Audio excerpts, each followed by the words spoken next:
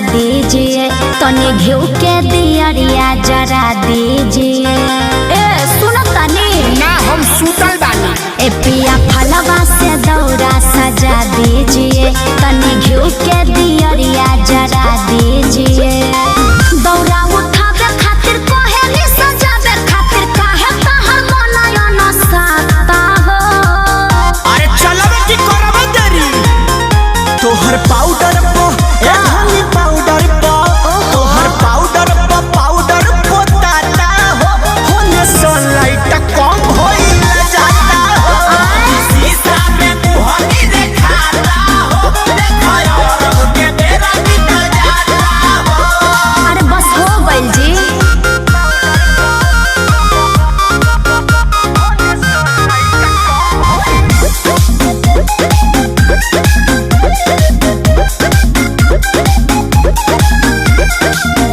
मुहावानी रेखे जाने करी तोये यादिया, माथे गमछा बांधी सैया पेन्ही पिया दिया।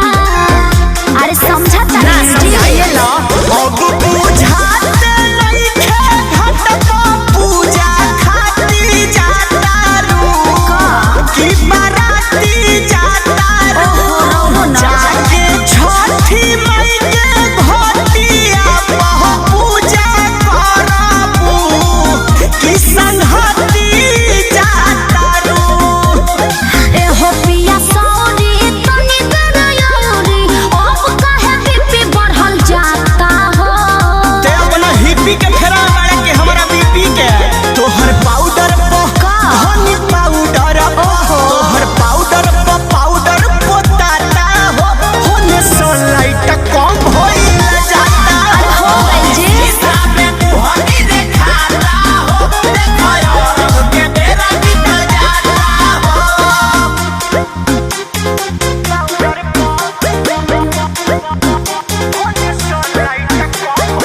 Music by Arya Sharma।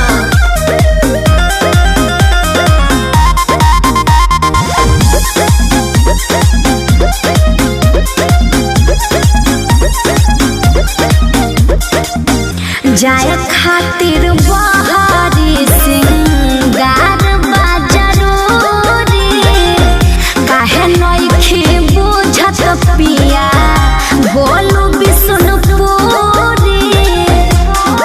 ओहो अभी ना अब भाषण देके हमरा के भरमा जानी हो जल्दी निकल धनी हो देरी करब त पूजा कइल अनेर हो जाई बात बुझतानी हो।